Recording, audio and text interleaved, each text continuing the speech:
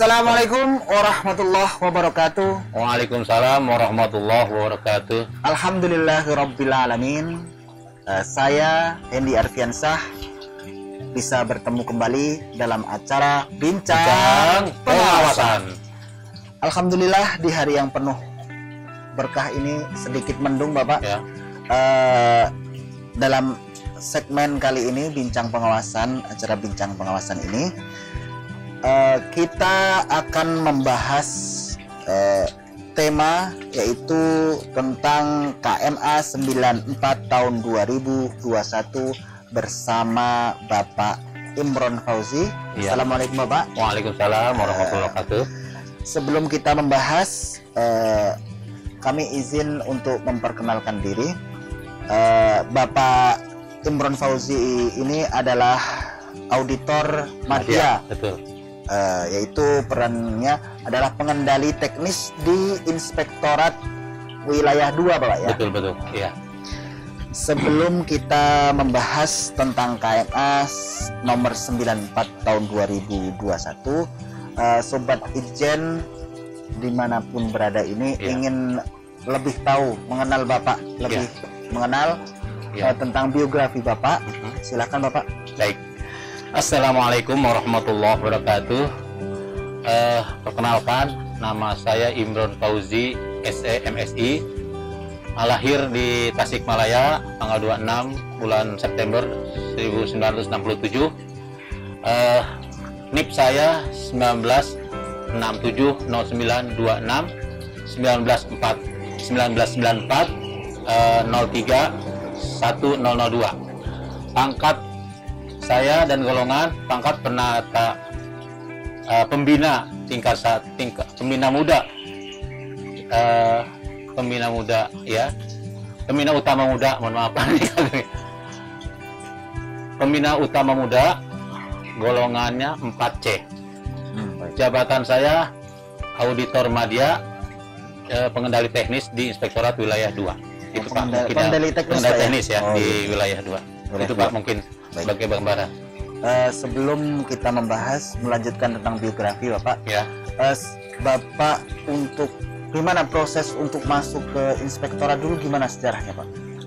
Kebetulan pada saat itu tahun 1994. Oh 94 Ya, saya masuk paling banyak di inspektorat itu sekitar 40 orang. Oh banyak Bahkan ya di tahun 1994. Yeah. Jadi ujiannya 1993 betul. Yeah. Nah, dia daftar sebagai calon CPNS diangkat tahun 1994 bulan Maret. Nah, pada saat itu banyak sekali, hampir 40 orang, namun ada yang pindah-pindah generasi-generasi. Ada yang di dekan di Said Cirebon seperti Aminuddin Aziz, ada yang pindah ke Jawa Barat, ada pindah ke Papua, semuanya menyebar ke angkatan saya itu. Dan bahkan angkatan saya sekarang sudah menjadi eselon 2 semuanya. Oh iya. Itu ada 4 orang Pak, ya.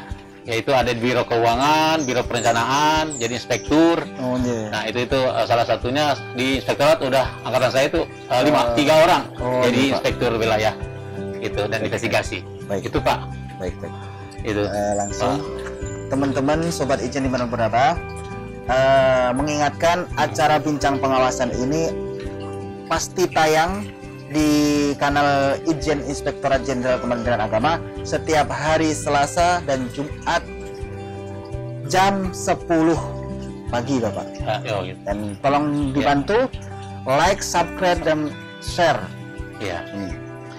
Kemudian kita langsung membahas pembahasan di pagi hari ini Bapak. KMA nomor 94 tahun 2021 ini tentang membahas tentang pedoman kinerja, pedoman perjanjian kinerja, pelaporan kinerja, dan tata cara review atas laporan kinerja. Iya. Nah, kalau boleh bertanya, ini secara global KMA ini membahas tentang apa Bapak? Oh baik.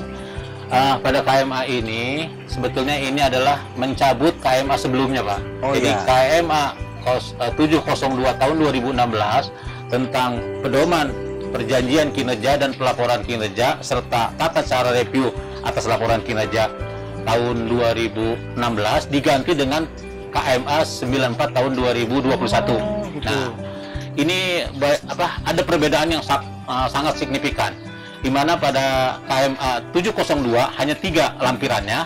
Ya biasa ada SK-nya, ada KMA-nya, di mana ada menetapkan, menimbang, menetapkan, memutuskan. Nah, di KMA 94 ini tahun 2021 itu di dalam memutuskan serta menetapkan di keempat itu inspektorat wajib, Pak. Sekarang ada inspektorat wajib melakukan evaluasi dan atas implementasi sistem akuntansi kinerja instansi pemerintah, terus pedoman pelaporan kinerja, terus juga tata cara review laporan kinerja. Itu intinya itu, Pak. Berkaitan dengan sistem akuntansi sakit tadi, Pak. Iya, betul. Akuntansi kinerja pemerintah itu tadi. Nah, berkaitan dengan tentang KMA 94 ini, Pak. Ya. Maksud dan tujuan KMA ini kalau boleh dijelaskan lebih spesifik tentang apa? Secara umum bahwa tujuan dari KMA ini 94 tahun 2020, jadi ingin seluruh satker mulai dari tingkat kementerian eselon 1, nanti eselon 2 juga, eselon 1-nya per eselon ya, per direktorat jenderal, inspektorat jenderal membuat laporan kinerja, akuntabilitas kinerja, sakip. Nah, terus juga turun ke bawahnya adalah membuat laporan kinerja baik perguruan tinggi, Kanwil, Kemenak sampai dengan UPT, Unit Pelaksana Teknis, mulai Balai Lasna, ada Konjen Haji dan madrasah. Itu diwajibkan untuk membuat sakip dan laporan kinerja, Pak. Nah, maka inspektorat di situ diwajibkan untuk mengimplementasikan sistem akuntansi ini dalam pedoman satuan kerja seluruh Kementerian Agama, satuan seluruh Kementerian Agama diwajibkan untuk diimplementasikan untuk direview oleh Kementerian Agama, Inspektorat Kementerian Agama. Maksudnya gitu, Pak. Tadi di awal-awal Bapak menjelaskan tentang KMA 94 tahun 2021 itu adalah KMA pengganti. Betul. Ya. Pengganti KMA nomor 702 tahun 2016. Ya. Nah, biasanya apakah ada perbedaan tentang KMA yang baru ini dari 94 itu? Baik. Nah, perbedaannya gimana? Saya jelaskan di sini ya. Memang dalam memutuskan, dalam KMA itu dalam memutuskan dan menetapkan di poin keempat adalah inspektorat wajib atas evaluasi atas implementasi sakip dengan laporan pedoman ya, kinerja teknis, data laporan kinerja dan tata cara. Pada kelimanya ditentukan bahwa pada saat keputusan ini berlaku, maka keputusan KMA 702 2016 itu dicabut, Pak. Jadi ada itu dihapuskan, diganti dengan KMA 94 tahun 2021. Jadi udah nggak kepake lagi. Nah, di sini saya akan jelaskan bahwa perbedaan antara KMA 702 dengan 94 tahun 2021, kalau di 702 2019 itu lampirannya ada 3. Ada lampiran perjanjian kinerja, ada lampiran pelaporan kinerja, dan ada laporan tata cara review atas laporan kinerja.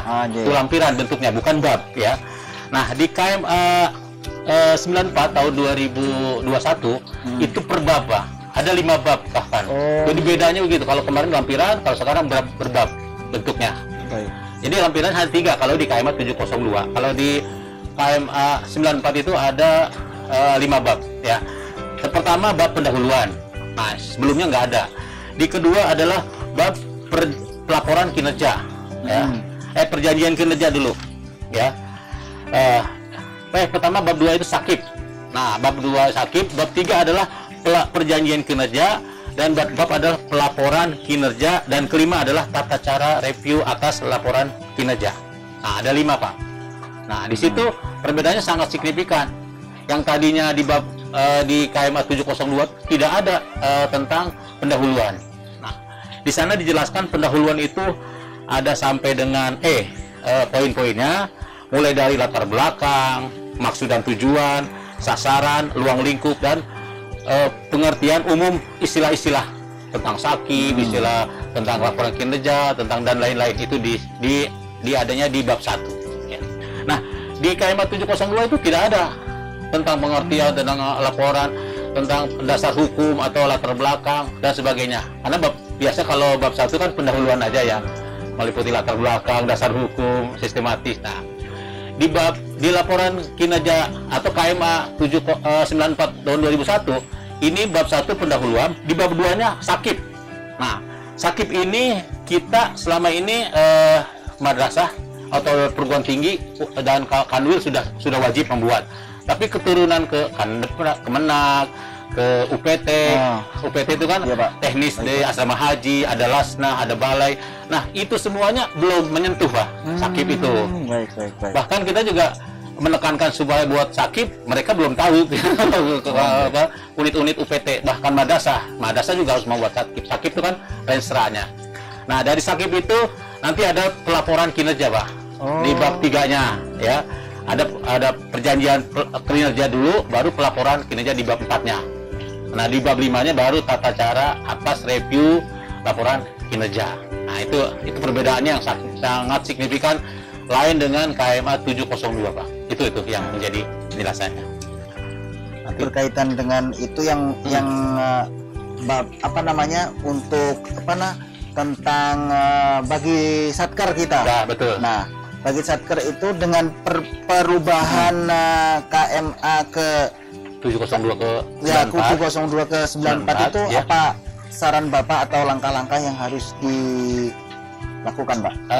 Memang ini kami bukan sayangkan ya, sebetulnya harus ada dari pimpinan ini tentang kita juga selaku review sakit, review laporan kinerja, harus ada peningkatan mutu Pak, kompetensi dulu.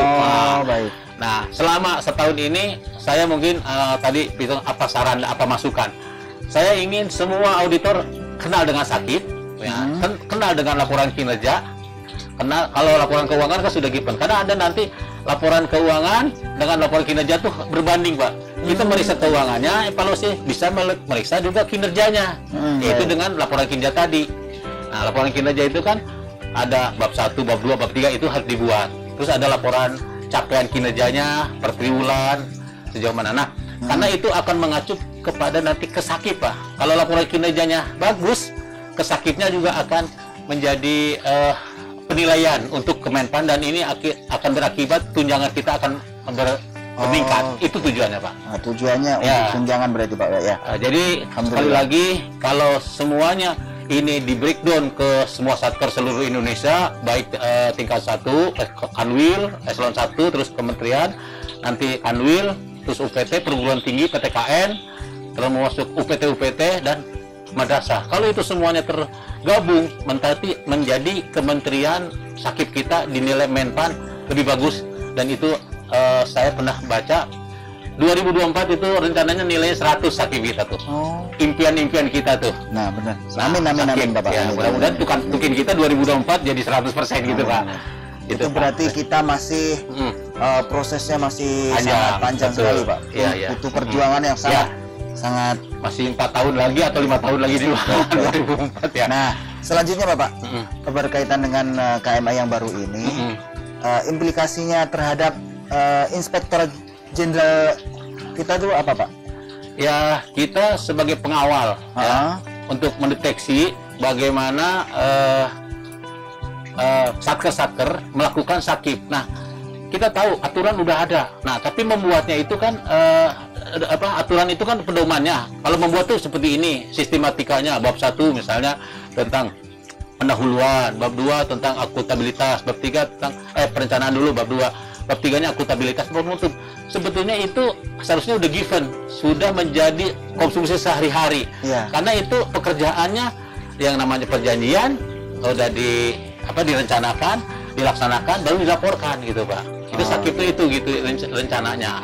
Intinya bahwa harus bisa dilakukan oleh semua satker, mulai dari eselon 1 hingga madrasah. Oh, enggak, Itu intinya itu, Pak, yang diwajibkan. Nah, nanti previewnya juga harus mengerti, jangan sampai ada auditor kita tidak mengerti bagaimana menilai bobot sakit, karena yang kami tahu bahwa di peraturan sakit ada perencanaan, ada pengukuran, ada pelaporan, ada pemantauan, dan ada capaian kinerjanya, Pak. Ada pemantauan itu, Pak, 5 bobot, dan bobotnya ada 30, 25, 15, 10, Pak. Baik, Bapak. Sebelum pertanyaan pamungkas, mari kita diminum, Pak. Oke, baik, Kayaknya, baik. Bapak. Biar Iya. lebih hangat dengan suasana yang Iya. sangat mendung ini.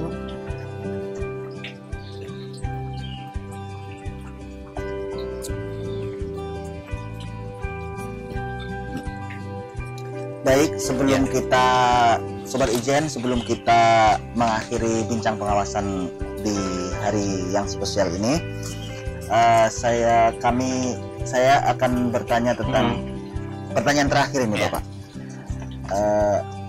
Saran-saran Bapak kepada seluruh satker yang ada di Indonesia tentang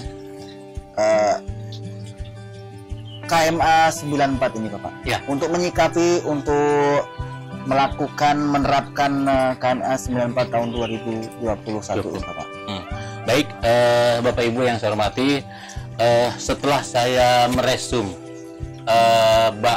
KMA 702 dengan KMA 94 tahun 2021, memang sangat kalau bahasa ini mah bukan jalan di tempat ya, kita kayaknya harus lari gitu ya. Baik. Kenapa? Skenario atau mimpi ya, cita-cita dari Kementerian Agama secara lengkap itu di tahun nilai sakit kita di tahun 2024 itu saya pernah lihat bahwa itu sampai nilai 100 keinginan kita. Amin. 2019 baru nilai 80, Pak. 80, sekian. Nah, naiknya 4 dan 4. Nah, jadi kalau 2020 ini nanti nilai sakit dinilai oleh Kementerian Menpan RB itu 84. Nanti 84, 2002 88, 2003 92, 2023 nanti 96, dan 24 nanti 100 gitu, Pak. Jadi 4 harus naik 4 gitu, ya, prediksinya gitu. Jadi mudah-mudahan dari 80 ini 2019, 2020 naik 4, 84, 88, 2022, 88, 92, 2023, 96 sampai 100 itu jadi 2024 itu rencana. Sehingga tukin kita menjadi naik 100% di tahun 2024. Nah, berbicara sakit dan laporan kinerja, ini emang ada kaitannya, Pak. Nanti di sana ada sakit itu ada penilaiannya khusus berbobot. Ini ada bobotnya, ada nilainya. Di sakit itu ada perencanaan ya, direncanakan dulu, baru ada ukurannya, indikator kinerja itu diukur, baru dilaporkan. Setelah itu baru dipantau. Ya, ada pemantauan atau ada pemantauan dan komunikasi lah ya. Dan terakhir adalah bobotnya adalah di capaiannya berapa, capaian kinerjanya. Itu 5 bobot, 5 unsur yang harus evidennya. Nah, kami menyarankan untuk membuat laporan ini bisa memperdalam lagi di KMA 94 tahun 2021. Pertama adalah dasar hukum ya, di kedua adalah tentang perjanjian kinerja ya, sakit dulu, kedua itu bab 2 sakit, ketiga bab 3 adalah perjanjian kinerja, keempat pelaporan kinerja, dan kelima review atas laporan kinerja. Itu Pak babnya di KMA yang intinya di KMA 94 tahun 2021. Itu nanti membuatnya di akhir tahun dibuat narasi atau semacam tulisan bab 1. Jadi disusunnya nanti di akhir 2021 di Desember. Tapi laporan kinerjanya berbentuk formatnya tiap triwulan, Januari Februari triwulan pertama, nanti Maret ya, Januari Februari Maret, terus April Mei Juni triwulan kedua, terus tiap triwulan capaian kinerjanya aja, bukan narasinya. Itu Pak. Baik. Di sakit ini, di laporan kinerja ini. Terima kasih Bapak atas waktunya. Semoga kita sehat selalu. Amin. Ya. Sobat Ijen dimanapun berada, kita akhiri bincang pengawasan di kesempatan hari ini. Mohon maaf jika ada salah kata. Wabillahi taufiq walhidayah. Assalamualaikum warahmatullahi wabarakatuh. Waalaikumsalam warahmatullahi wabarakatuh.